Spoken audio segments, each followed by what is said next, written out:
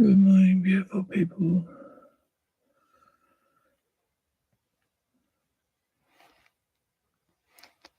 I'm just hitting play now. Seeing what to get through.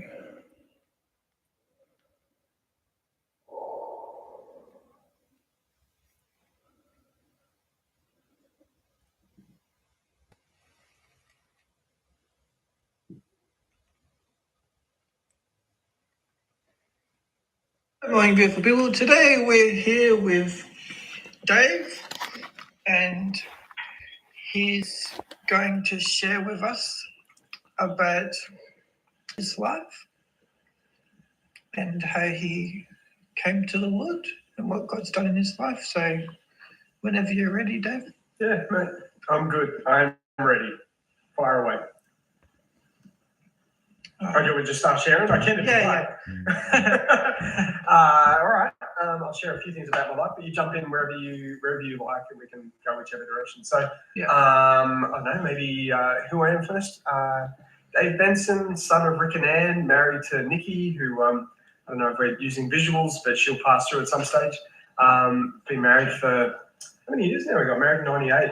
That requires math. I don't know, 27 something. I hate math. So I was born in Victoria in 1976, so I'm about 49, and grew up down there till I was 12, moved to Queensland. I'll tell a bit more about my parents on the way through, just a kind of potted history to start with. Moved to Queensland, lived here since I was 12, and then went into to teaching, and then taught in Ipswich, Charles Towers, North Queensland, back to Brisbane, worked in youth work, youth pastoring, did some study in Vancouver, come back, working for a church, doing some theological education. Nick and I started a house church, did some further studies again with doctoral studies in the education and theology kind of space, and then we just come back from 5 years in the UK, so where I was working over there. So and just about to step into a job in the kind of education space, supporting about 40 schools that do Christian education. So hopefully gives you a little sense of how my life kind of has rolled out, at least in terms of some of the places and the jobs. But where do you want to go with that? I can tell a blow by blow, or you can ask particular questions. What would you like to explore then? Well, let's go back to your first encounter with Jesus. Sure. It's a great question. I mean, it's hard to label a first encounter because I was young. I might actually start maybe with my parents, because that's a probably more interesting framing, because it affects your whole life. So my mum and dad, when they were teenagers, they knew each other because the two dads, my dad's dad, my mum's dad, they worked together in Victoria in a mining community called, it was Morwell, in Gippsland, Victoria. And they both had, they're both accountants, good with money, but they had a pretty strong social conscience. And so they set up a credit union cooperative. So where people who were struggling to get by could get better rates on their loans, and also could get food at discounted prices. That was all great. But my dad, when he was 12, there was a really tragic incident. His elder brother, Georgie, when he was 14, died in the middle of the night, had an aneurysm, just something blew in the brain. My dad heard something in the night, didn't think anything of it. They got up the next day, his brother had passed away. And it sent my dad's family into a spiral. My dad's family weren't Christian. They were, I don't know if you'd say atheist or agnostic. That's probably a delivery, so welcome to our existence. Anyway, my dad's family went into quite a spiral. Their marriage almost fell apart. My grandparents, my grandfather had an affair. My dad had to step up and almost be the adult of the family because he was kind of the eldest boy then, because his elder brother had passed away. And the whole family was really struggling. But what happened is my mum's family, who was Salvation Army background, and they were really lovely people, did a lot of work with the homeless and those who were struggling. They just wrapped them around with incredible love. And my dad came to this position because he was he was only 12 at the time, right? But right through his teens, he was pretty philosophically minded, would ask difficult questions, would grapple with stuff. And he experienced incredible love during that period. And he basically came to the conclusion that I can't explain how the whole God thing is true. But I can't deny that the love I've received is real and even supernatural. It didn't make sense. And as one preacher put it, he said that the unexplainable always bows before the undeniable. He couldn't explain it, but he definitely couldn't deny it. And so he went with the undeniable, which is that the love of God is real and that he encountered Jesus. Now, the reason why that's relevant to me is I was then brought up within a Christian family because my dad eventually came to Christ. Mum and dad, they were both teachers, but then my dad went into working for Campus Crusade for Christ, kind of doing church growth and evangelism.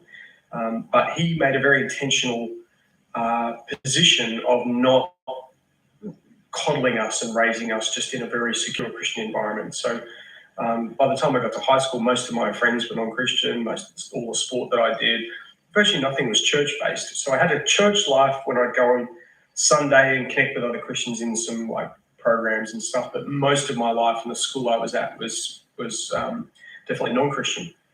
And my dad would do Socratic dialogue, or something, call it playing devil's advocate. I think the devil had him on a retainer. He was very good at it. And what he would ask questions and then argue different perspectives to push me to think. So I remember coming home from school in year 4 saying to Dad, "Hey Dad, what we're learning in science doesn't seem to match what I think the Bible says." And my dad would say, as someone who by that stage actually was a pastor, he would say, "Why would you believe the Bible?" And my little year 4 brain would go, "You believe it, yeah?" And he would say, "Yeah, I believe it, but why would you?" And then he would argue from different perspectives, philosophically, religiously. And so it was kind of like CrossFit for the brain. And so I found what would happen is he would argue it through graciously until we'd hit an impasse, and then he would give me things from a range of perspectives to read.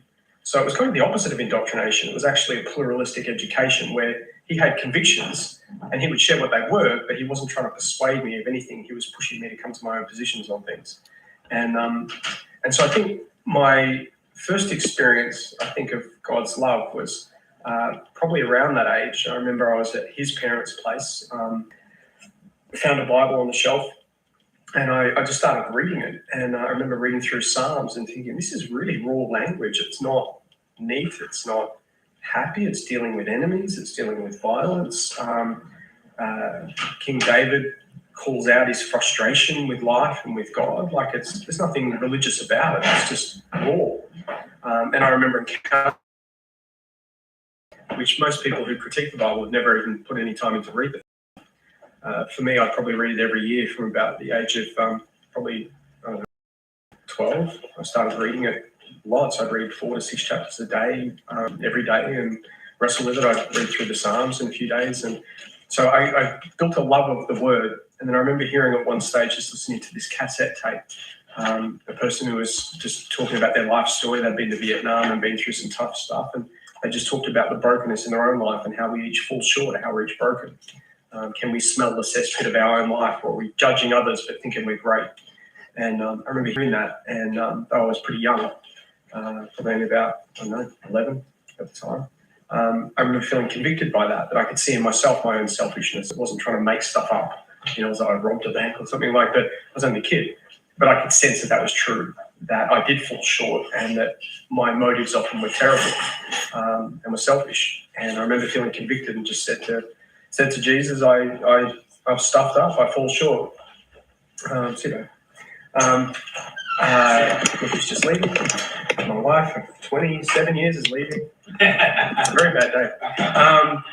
I remember just saying I fall short, and I thank you, Jesus, for what you've done in paying for the wrong that I've done. And I need your forgiveness, and I want to live for you.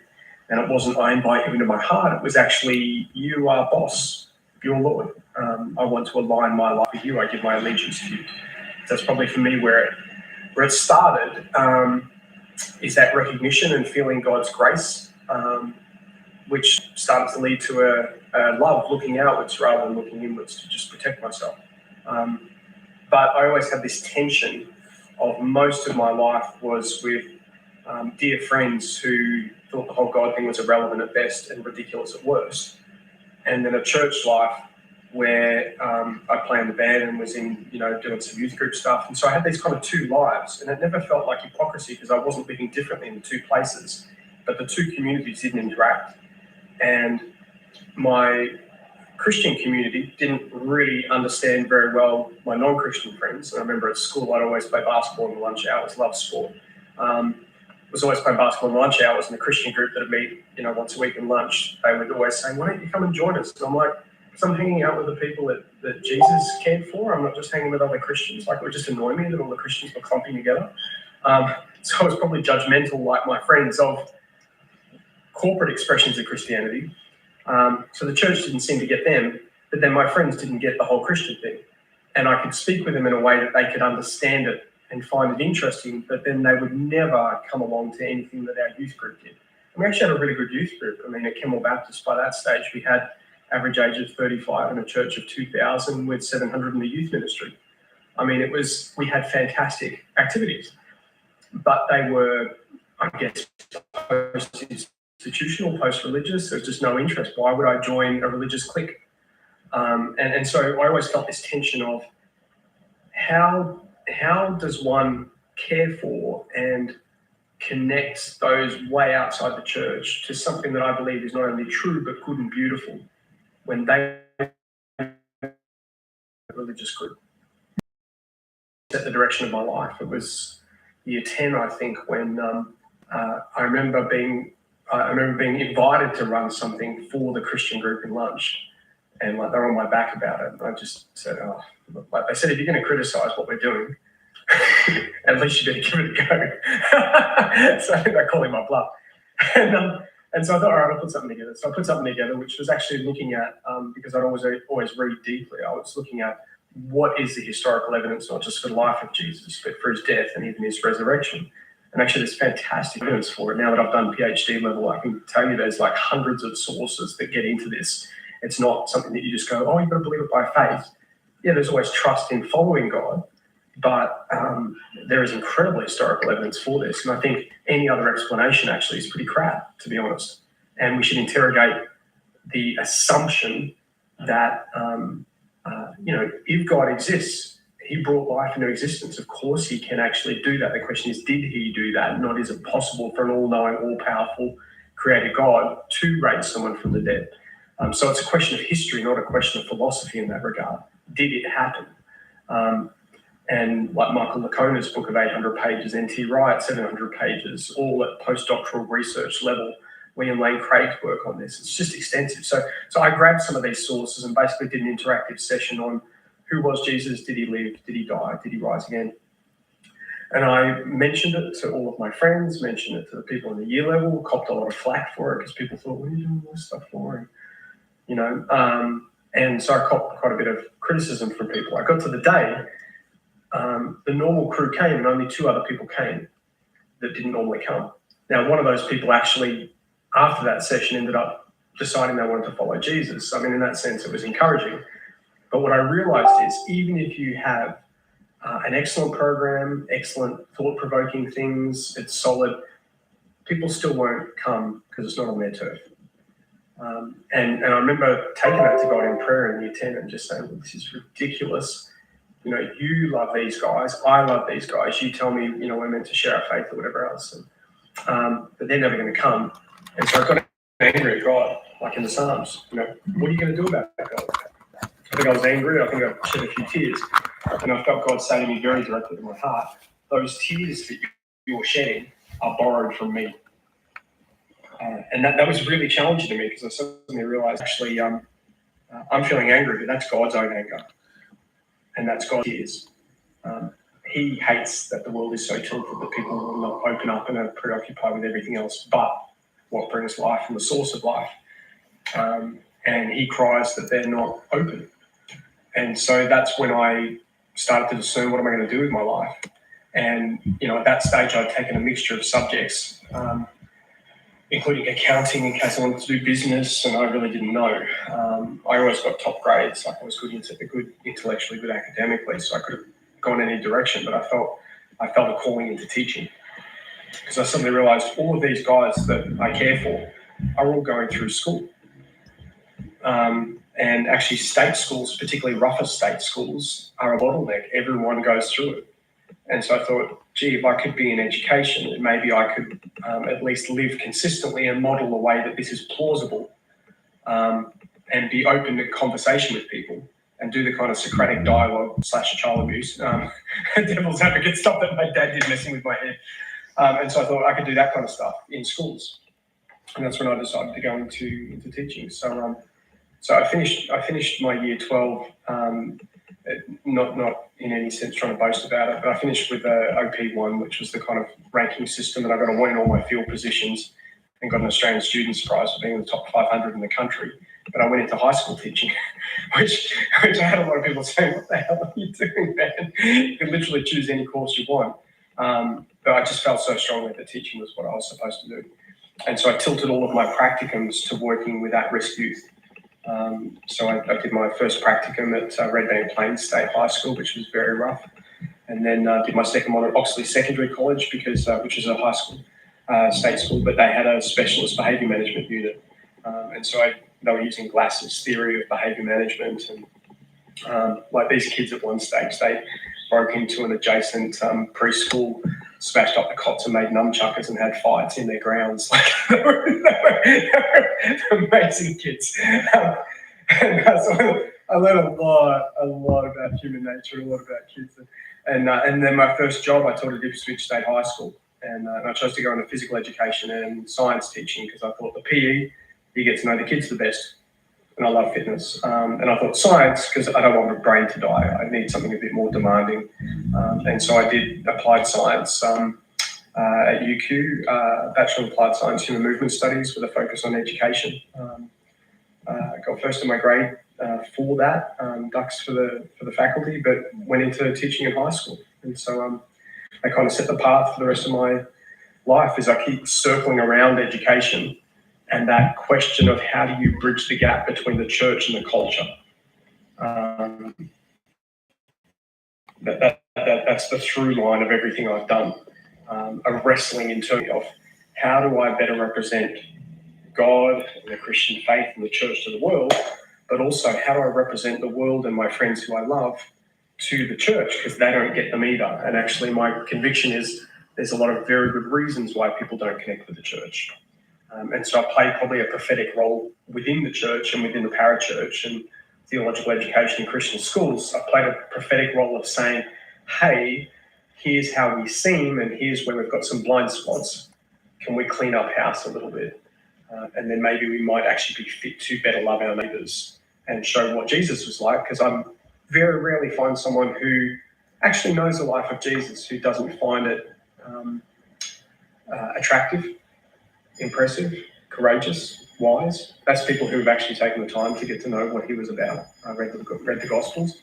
But I rarely find someone outside the church who finds the church attractive. And that's because it doesn't look enough like Jesus. So that's been kind of a life mission, is in that space. Yeah. So what are some miracles that God's done in your life? Well, I'll share one. There's been a number of dreams and interesting stuff, but this one's pretty drastic, so take it or leave it as you like. But my first year of teaching, if you look at those stress scores, like 100 points if you have this event in your life and you don't want to peak it with too many 100-pointer events in the 1 year if you can help it, because it's just still blow you up. In 1998, we got married, 100-point score. I started my first job teaching, 100-point score. We moved house twice, 100. Anyway, it was a big year. I got to the end of third term. Nikki had packed the car. She was doing her major practicum for occupational therapy. She packed the car, ready to go on holidays to Girraween.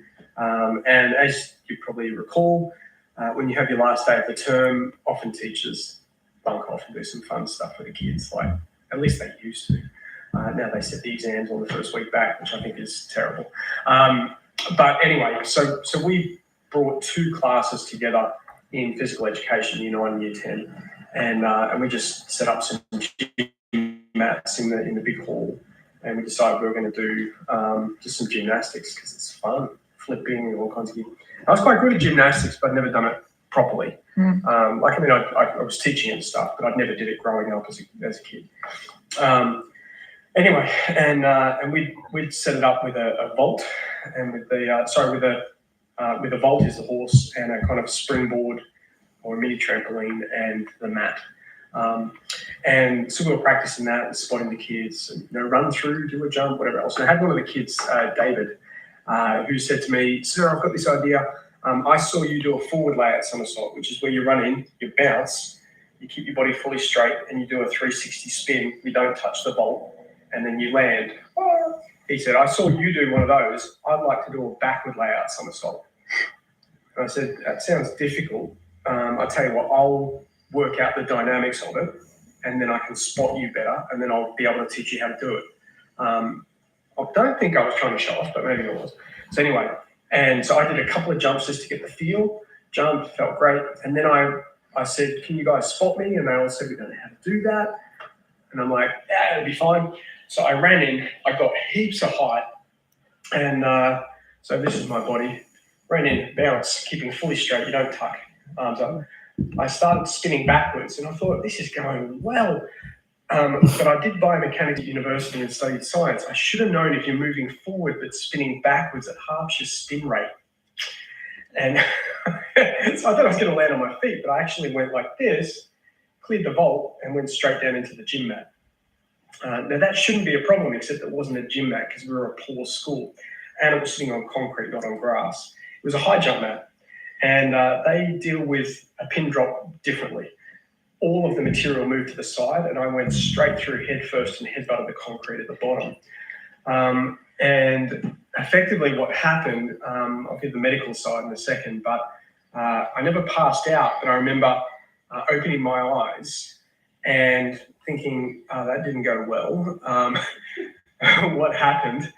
And then I remember that my whole body, like I had this last night, if you sleep heavily and you sleep in the wrong position, your arm's dead. You know that feeling, pins and needles? Yeah.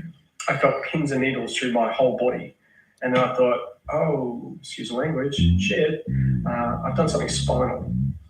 And then I could see something out of the corner of my eye, and I could see this, but my arm felt like it was here. And I suddenly realized that's my hand. And then I thought, I think I've broken my spine. Next thing I realized, I had someone standing over the top of me saying, "You're all right." It was one of the students. No one of the teachers there at the time. And I tried to tell them I can't breathe but the things you realize when you're dying. I didn't realize if you can't breathe, you can't speak. You need the breath to speak. So I'm just mouthing, "I can't breathe." And then started basically 2 minutes that were very fearful because I didn't breathe for 2 minutes. I went blue in the face and almost died on the spot. My breathing kicked back in, very thankful to God. I remember just lying there thinking very selfishly, "God, don't let me go out like this. I look like an idiot." Just thinking, this is not a glorious way to finish. With a failed gymnastics move in front of 60 kids. But God's grace was in it because there was a student there in year 10 who, like, this is Ipswich, right? Virtually no one's done anything, no offense, people in Ipswich. But she had not only done first aid, she's actually trained as a first aid instructor. It's incredible. And she cleared with witches' hats a space around where no one could come near or move because she realised that this is a spinal injury. If we move you could die. And so she cleared a space. They called the ambulance. There was only 2 specialist spinal paramedic units in the whole of Brisbane, and one of them was 4 streets away. They got to us within like 0 time. I remember just lying there in that position. Now I'm breathing, but my whole body was buzzing. They gave me one of those little green things to breathe that kind of calm your body down. And then they had this beanbag thing that they kind of moved under me and then pulled the air out, and it froze in the position that I was on the mat. They basically lifted me up whole and put me in the back of the ambulance. They called the police and the road services, and they actually made the lights the whole way to the hospital amber, flashing amber, so they didn't have to stop and start the vehicle. and because they were aware that it was obviously very, very close to a broken spine, or I'd be dead. And then they took me to the hospital. They put traction on me, and then they moved me to the PA hospital with a traffic light thing again. And I lost 15 kilograms of weight in the space of 2 weeks because I had zero innovation, like nothing. I was not moving anything, was on a catheter, no control over my body from the head down. All I could do was breathe, like nothing. And I remember just lying in the bed looking up, counting the dots in the ceiling, the little holes in the roof pattern, just trying to fill in the time and thinking, this is crap. So that was the incident. While I was in there, there's a couple of things that are interesting. One is there was a guy from our church, Ray, who we were in a Baptist church. It wasn't the most Pentecostal charismatic. He didn't have a big tradition of, God says. But Ray was gifted in prophecy, which meant that he would do counselling for people, but before he even knew them, he would say, look, just give me a day. I'm just going to spend time in prayer. And his gift, he was in his maybe early 50s by then. Ray's gift was such that he would write in blue when he's journaling to God, but then he would feel so clearly God started to say stuff. He'd change his pen color and just write in red and just write down what he thought God was saying. And we knew, everyone who knew Ray had a Ray story of how God had spoken through him. I think Nikki's still got a couple of page letters that Ray wrote to her that were always bang on. So one person who he never knew, she came in and he journaled for her. And then he said, I just wanted to ask if 11th of November means anything to you. And she's like, actually, that's my sister's birthday. And he said, because I got the 11th of November and a pair of pink roller skates. And he said, does that mean anything? And she said, yeah, on my 10th birthday, my sister got a pair of pink roller skates. Was it her birthday? And that's what I always wanted as a gift, but my dad gave to her the gift that I always wanted, and that's when I started to hate my father. And then they just prayed to it, amazing stuff. So Ray comes in while I'm quadriplegic effectively, and the doctors have said, it looks, we can analyse it, we've done the scan, you've broken the odontoid peg, which is the hangman's fracture, basically, same one Christopher Reeve got. So when you, it was such a neat break, I just broke a tooth, put a little skull fracture that was so minor they didn't pick it up for years, and I broke my neck. So this is your second top vertebra, and there's this peg, the dens or the odontoid peg, your head turns on it. I'd snapped that and just gone straight into my spinal column. And they knew it hadn't fully severed it, but they thought it had pretty much done everything other than severing it because I couldn't move anything. And so they'd said to Nikki, you need to brace yourself that we think it's quadriplegic. This is, they just call you a head. That's all you can move, your head and breathe. And Ray comes in and says, this is after I've lost all the weight. I'm just lying there. He said, I've been praying and I believe God has said to me that in 10 days you'll be at full stature. And I remember saying to him, look, Ray, I don't need any false hope. This is a bad enough situation without putting a whole religious layer on it. But he said, well, look, it's simple. If it's from God, it'll happen. If it's not, I misheard. See what comes. So I had 3 days then out of the 10 where I couldn't move still. Day 4, I started to get some movement in my left arm. My right arm is still slower. That's as fast as I can move my right hand. So it's a little weaker, but you wouldn't know it. I can still type. Had to change hands as to what I do some activities with and stuff. Catching the ball was difficult. Basketball wasn't so good, but I could still do everything, still play drums. Day 4, I got some movement. Day 5, I was getting movement in every part, but very little. And then they said, we think it's swelling, spinal swelling, but it's going down. So they made a decision to operate on day 7. So on day 7, they opened me up from the front. They went, normally they'd do it differently, but because they couldn't move me virtually at all for fear that they'd push the peg right through, they basically put the tube in while I was awake. And not so good. So they're like, is this okay? As they feed it down, I'm like, and then knocked me out with the gas. And they put in, that's the peg, they put in 2 bolts, which are still there, that basically go into the dens and straighten it up. Day 8, I was knocked out post-operation. Day 9, I sat up, and day 10, I stood with a walking frame. I was then moved into the spinal unit, and I spoke to him. I left within 3 weeks. They said that I was the only person I'd ever see walk out of the spinal ward. And within, it's amazing to sit back. Within 2 months, I'd run a 10K loop of Mount Cootha, and within 3 months I was back to teaching. So I remember one of the days when I was lying it was pretty depressing in the spinal unit. I remember one of the days just feeling so depressed and felt very alone. But I remember having this picture of Jesus on the cross and realised that I was immobile because of my own stupidity, but Jesus was paralysed on the cross because of our stupidity, and he did that out of love. And I remember the first time I got wheeled out of there and put my feet on the grass and just thinking, even if I could never walk again, there's so much goodness in this world, so much grace, just feeling the grass on my feet. So then every year I would get a little notification from the spinal outreach team asking how bad my situation was and what support I needed. And every year I would read that letter. Thank God that I didn't need any of their services. Pray for those who are still in the unit. I met one guy who'd been in there for 20 months when I went in from a car crash. Very complicated injury. And then I'd put it in the bin and get back to life. So I think it was quite powerful because 2 weeks before I had the accident, Nikki had stood behind the car at a place where house sitting, stood behind the car and basically said, "You can't go out." And I said, "Why?" And she said, "You're out every night of the week. You're leading a group, you're doing sport, you're playing in the band, like our marriage won't survive if you just keep living this such a busy life." And I remember saying, "I have to go out. I'm playing the lead in the musical. Like I've got to go." And so she stepped aside, and I think I didn't run over her. Went out. So she said, I said, "I can't pull out. If I pull out, everything will fall apart." 2 weeks later, I pulled out of everything because I couldn't move and found that nothing fell apart. Actually, other people stepped into different roles. Other people, helped with the teaching. So I think I had a saviour complex. I thought I was more than I was, and that I was too needed, and therefore my life was dysfunctional because I was almost trying to play God of doing all these different things. But realised actually I went from autonomy and radical independence to total dependence, that I couldn't even control my own defecation and needed nurses to change your sheets, with a catheter and all this kind of gear. And so I think it was probably the saviour of our marriage because it recentered my life more around Jesus and serving of others and receiving God's grace than just trying to do everything for everyone.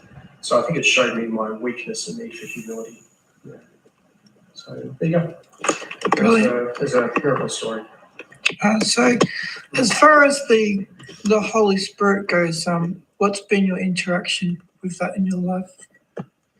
Interesting question. Well, I guess theologically I'd say God is 3 persons in one, Father, Son, Spirit. So I don't tend to think too much of one person of the Godhead apart from the others.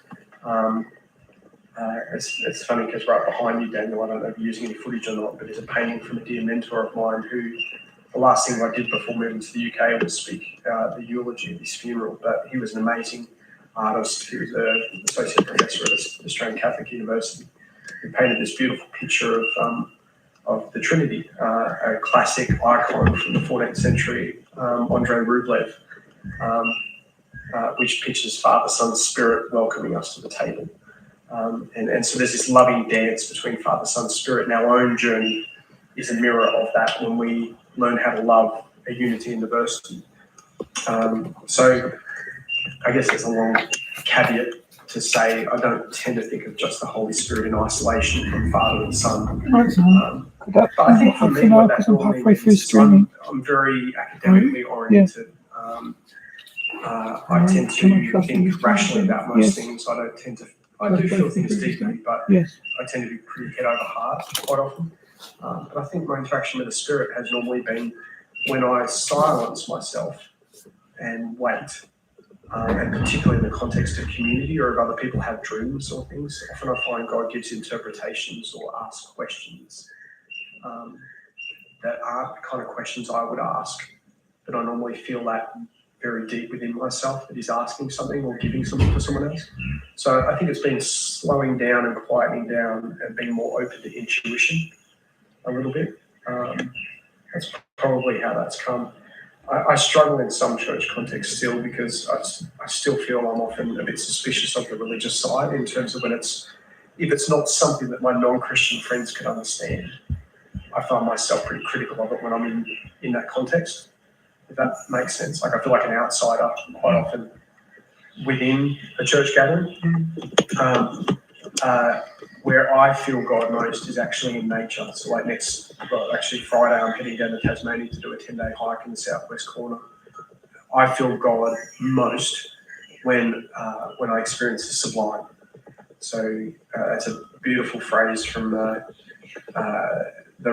they call them the Romantics, which not because they were romantic, but in kind of 19th, early 20th century, where the kind of Enlightenment had got to the point that everyone was looking for truth as objective.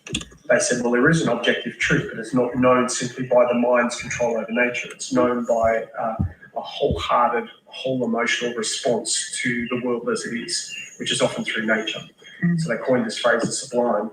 And what they meant is when you stand before the power and the grandeur of like the Grand Canyon or the desert, and you realize how small you are and how big it is, that's the sublime. It's not simply the beautiful, it's the awestruck.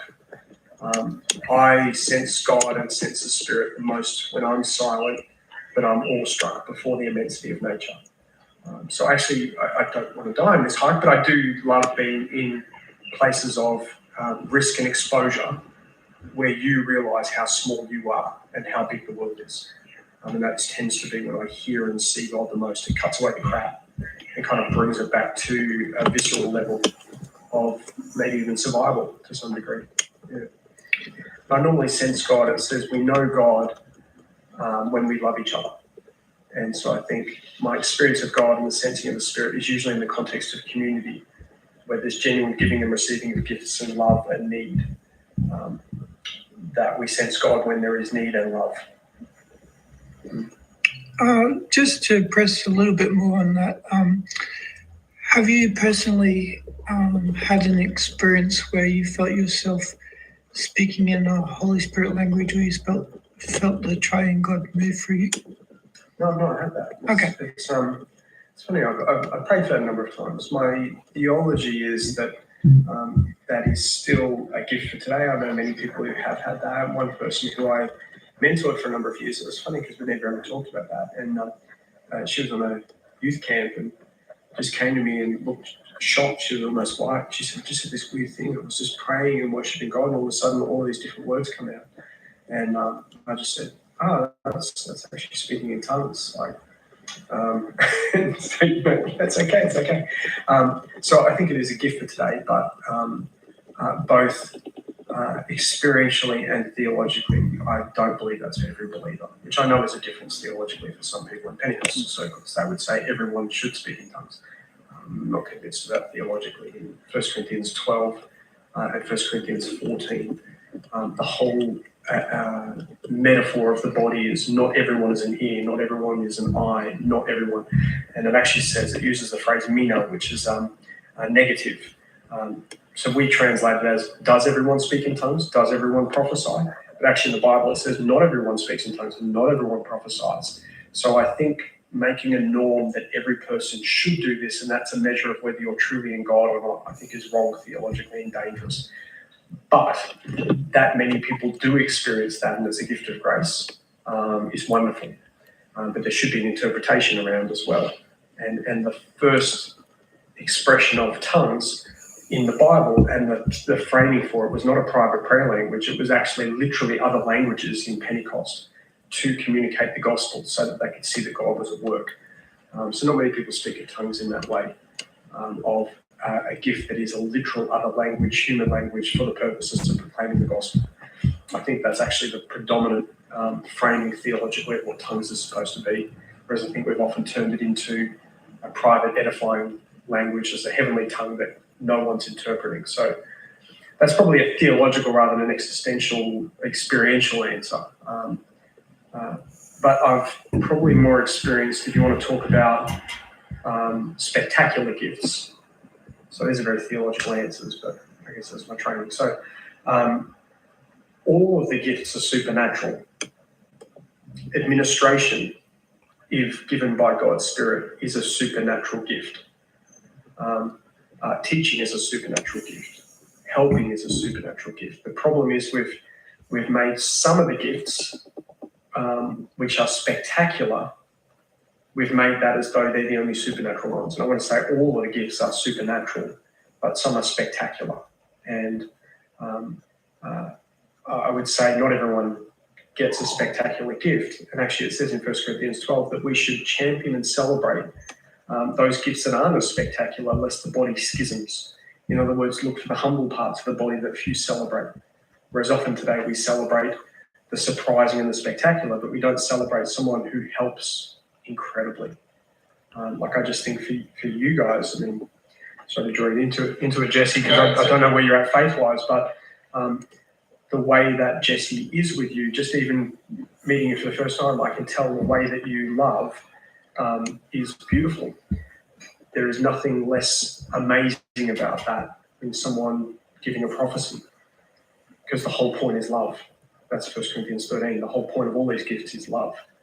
It's not impressing people, it's not surprising people, it's love. So to the degree you practice anything with love, that's awesome. And then God is known, even if someone doesn't acknowledge God, I see God's existence and love, because all of us wouldn't survive for a second without God's existence. God exists, he gives life, and we live, we breathe, we move in him. And whether I acknowledge where that comes from or not, God is active. So when I see love, that's borrowed from God who gives love, even if we don't name it that. I'm not trying to take over someone's philosophy, but I'm just, in my understanding, is where the power comes from to love is from God. But probably the prophetic side is where I've seen more spectacular gifts. Where I used to just think it was maybe I'd connect some dots, but someone would have a dream and I'd often have an interpretation, and I didn't think of that as spectacular. I just thought of it as, I know the Bible well, so I can tell what the meaning of different things is. And then I started to realize, no, actually God was giving me clues as to what that means. And so then I started to test it out after a little while, and then found, oh, it's actually pretty consistent. So Nikki would get visions and dreams, and I'd get interpretations. So we started to pair up a little bit in praying for people. So some young adults, they'd come for prayer, and I'd say, what's going on? Any things that you feel God's saying? And then Nikki would draw it out, and then I'd often get the interpretation. So it was kind of cool to discover that was actually something, was a gift, not just I was rationally connecting dots. But it certainly did help the fact that I knew the Bible really, really well from reading it for many, many years, that I could tell what certain symbols meant and often would get things that connected together. So I'm kind of a systems structural thinker. I don't know if it's neurodivergent, it may be, but if I encounter a data point or a fact, it seems to find a place within this large web. And so I can normally see how things integrate or connect well. But things that don't matter to me very much, I cannot remember for the life of me. So even to this day, which is quite funny, 10 times I've learned what a cucumber is and a zucchini, but I still cannot for the life of me pick the difference, and often will put the wrong one into food. Because it doesn't really seem to matter that much to me, and it doesn't fit within that web. But then you could ask me a very random fact and I might have a place for that. And if I've got a place for it, I won't forget it. So I've got a close to photographic memory and stuff that matters. So it's kind of a weird gift set, but it's very helpful academically, because then I can remember facts and sources and stave things out well. So, yeah.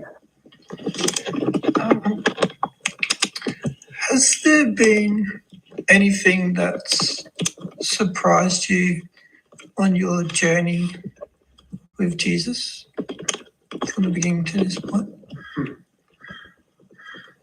It surprised me. His patience. I think my greatest frustration with the church is it doesn't look more beautiful and holy as it should be. But then I look at myself and I say, geez, I've been at this for enough years now that surely I should have dealt with some of those tendencies, the tendency to constantly get busy, like a lesson that I learned in my spinal accident. I still find myself naturally reverting to, I'm responsible for everything and need to be able to solve everyone's problems, which means Nikki, who's an introvert, will set boundaries to protect her energy, and I'll just give my energy away to everyone and burn out.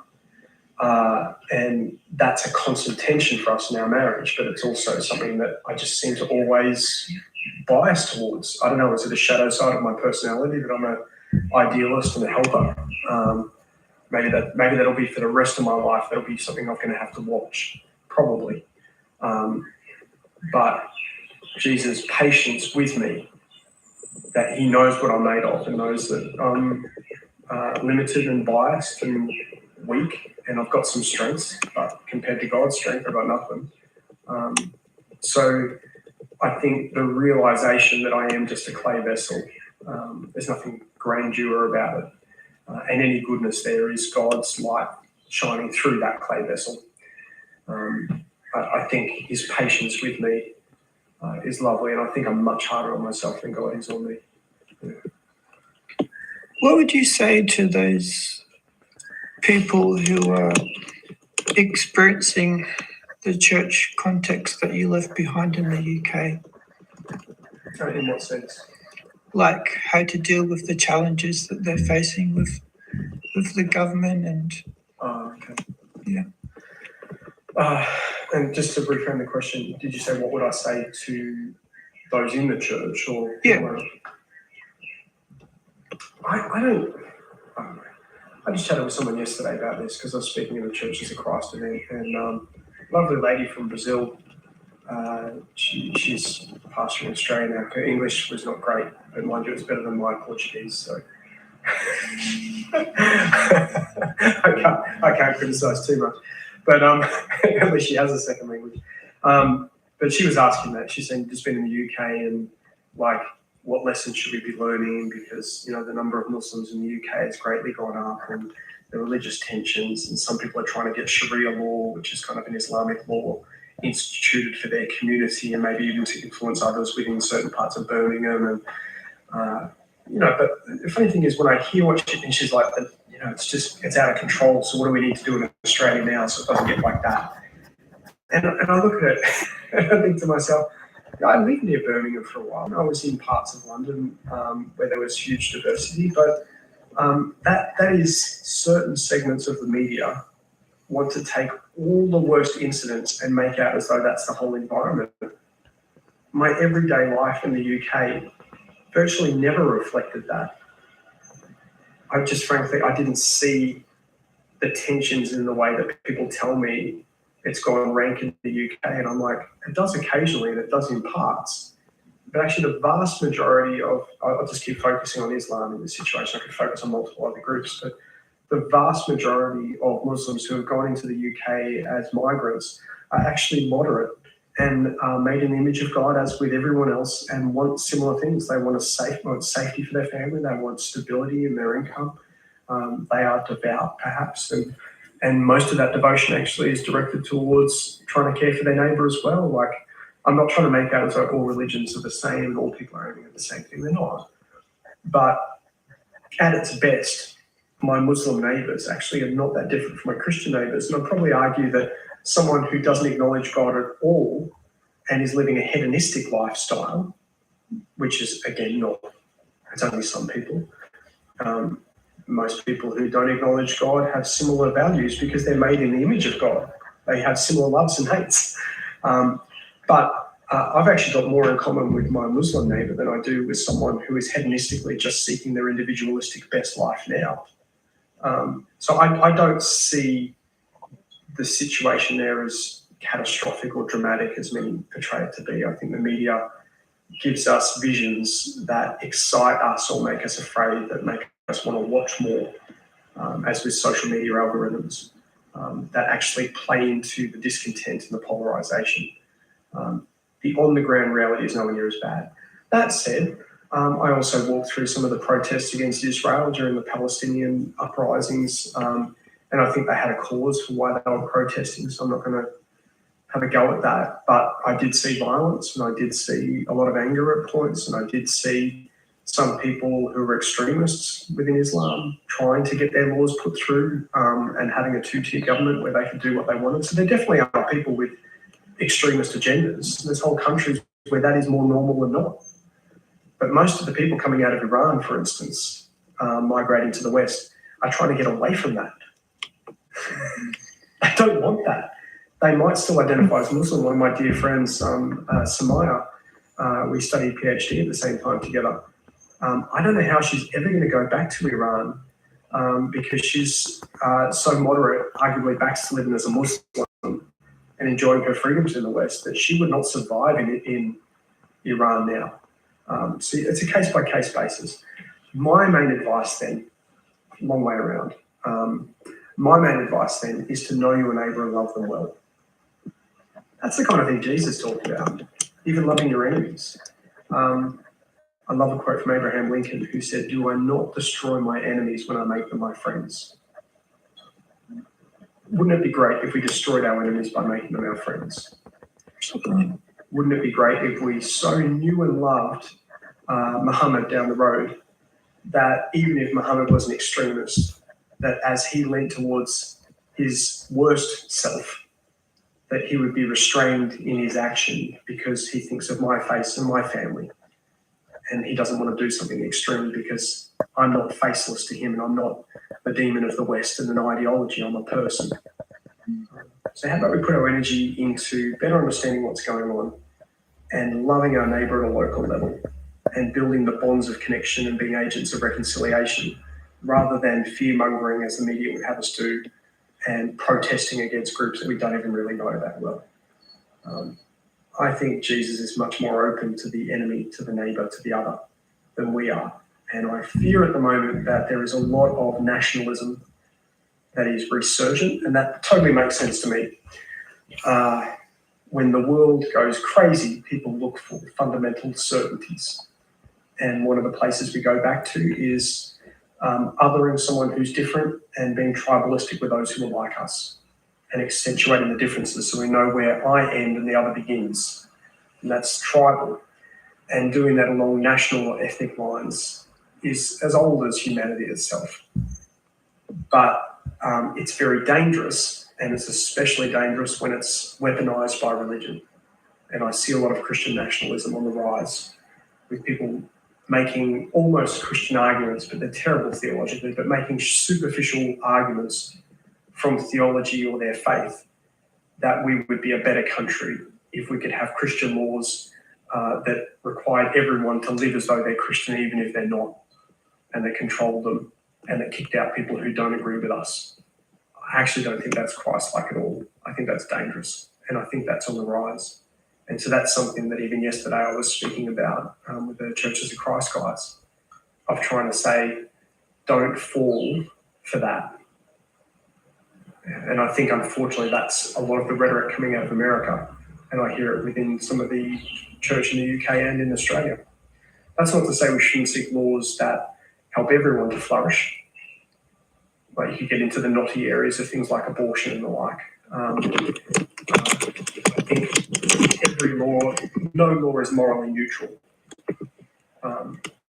So we should, in a pluralistic democracy, we should argue for laws that we think bring more life and restrain the bad. But the idea that we will make life better simply with stronger laws is foolhardy. Actually, you've got to change the habits of people's hearts and what they love. And that's done through community action, through education. It's not done just by smacking a hard law onto people to bring them into line when they don't want that. And it may even work against the gospel that we have so controlled people that they actually despise and throw off Christianity because they think it's all about control when actually it's not. It's about freedom, but to be changed from the inside out to want the good. You don't want the good when the good is forced upon you. There's got to be freedom to reject it. And so I fear that a Christian nationalism trying to make Christian laws that everyone follows pushes harder than we should and actually undermines the goodness and the grace and the freedom of the gospel. So there's an optimization there. It's a balancing act. You want laws that help everyone to flourish and restrain the bad, but you don't want to impose a Christian morality on every person as though they're Christian, which leads them to reject Christianity itself. And it's very hard to get that right because it's not hard and fast. So that could mean, for instance, that I would agree with people who say that abortion should be illegal after 12 weeks, at which point you could say there are certain markers that indicate that pain is felt and that this is now, harmful. Now, I might believe that that is killing of a life right from the get-go, but that doesn't necessarily mean that the best thing to aim at is making abortion illegal at any point. Because if you did that, firstly, we would not get enough people to agree with us to vote that in. So politically, it's dead in the water. Politics is the art of the possible. If I can't get enough people to actually agree on a position, it's not going to become law. So I could be puritanically saying abortion illegal for everyone, but then that happened in Canada where the church did that. Instead of arguing for a moderate position, they argued that no one should be able to have an abortion.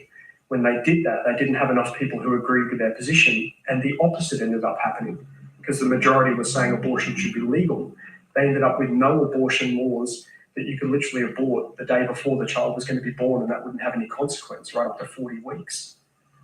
If the church had argued alongside others of goodwill that how about we set the law at this point of 12 weeks, they would have actually got that into law. So can you see what I'm saying here? Like, if our aim is to save lives, then more lives would have been saved by having a 12-week law than arguing for no abortion at all. And if our aim is to save lives, then you've got to be realistic in the way you do politics. That's the first thing. Second thing is that if you really want to decrease the abortion rates, the best way to do that is not through the law being imposed. It's actually through making abortion less likely because it's reported. There's rape services, there's adoption services, there's care for young mums. So I'm not saying it's an either or. We do need good laws, but we actually need a community that loves well and builds the habits of the heart to seek the good and restrain the bad. And that actually makes a bigger difference in a non-coercive way than it does when we try to impose one law that many people disagree with. So it's very hard in this kind of liberal democracy to know how to follow Christ well. But the first principle is seek the good of all, not just the good of your community. That's probably the fundamental principle of that. Reciprocity, do to others as you would have them do to you. If I don't want my Muslim neighbour to impose Sharia law on me, then why is it any better that I impose a Christian morality on my neighbour? Like, is that reciprocity? So this is a much more complex political theology than often what we hear about, but I think it's because we've simplified to the point of being simplistic. Just vote for Christian laws. And I don't think that's actually a wise approach in the public square. What would your message be to the church in America? Oh my goodness. Well, I don't think there can be a single message to the church in America because church is as diverse as people. Like, what would my message to the black church in America be? Well, actually, they've been about justice and care the whole way through. They never saw a tension between word and deed. What would my message to the liberal church in America be? Well, maybe be more true to your convictions. Selling out doesn't make things better. What would my word to the evangelical church be? Evangelical is broader and better than fundamentalism. Evangelical was always built on common action for the common good that didn't require people to hold only one line. And I think evangelicals have become indistinguishable from fundamentalists in the US, and they weren't the same thing. My message to the fundamentalists is, if you really take the Bible that seriously, then you need to read it better. Because I don't think you're reading it better. You don't look like the Christ that you say you actually serve. I think you're taking a harsh approach that imposes Christian morality but doesn't actually look like Jesus himself in the way he treated the outsider. So I'd say be very careful your politics isn't overshadowing and reframing and bending out of shape your faith. So I guess it's a different message to different quarters. But I think politics, in its worst sense, has collided with faith over there in ways that are pretty ugly. And I am concerned about that. Yeah. What would your advice be to those who are struggling with same-sex attraction or seeing themselves as the gender that's the opposite to the one that God gave them, and they're wishing to pursue a Christian lifestyle? That's a helpful caveat at the end. Thank you. Because the first thing is, like Paul says, I think it's 1 Corinthians 5 or thereabouts, he said, do we have any right of judging the outsider? No, we don't. But by all means, there is a place for judgment, rightly understood, not being judgmental, but there is a right approach to expecting and having accountability for a certain morality for those who say, I do follow Jesus. So if someone said, yes, I want to follow Jesus, then that does have ethical implications for how you live. Now, there's different ways of reading the text, but I am convinced that a same-sex sexual relationship is not consistent with what God made sexuality for or what Christ calls us to. That doesn't mean we're to damn or judge people who have the attractions. There's nothing sinful about having the attractions. It might reflect a world that is not the way it was originally designed to be. But people absolutely love and care for and are attracted to people of the same sex. And I don't think it's a case of denying that or judging or anything else. But the question is, what do you do with those desires? And I would say, if you want to follow Jesus, then there are some hard choices to make. And of course, we can pray that perhaps desires will change, but for most people, the desires don't change. And I'd say that goes for people with all kinds of desires. All of us have desires that don't lead to the good. I mean, show me a human person who doesn't have desires that at various points lead to damage and destruction or pain. We all do. And you're not denying yourself to discipline those desires. You're not being false to yourself to discipline those desires. You're leaning into the good parts of yourself and restraining some of the other parts and being in an environment where it makes it less likely to give into the bad desires. And I would say same-sex desire, whilst it's not culpable, it's not sin, it's not the way it's supposed to be. And so that therefore says what kind of community helps you. If you say, I want to follow Jesus, what kind of community helps you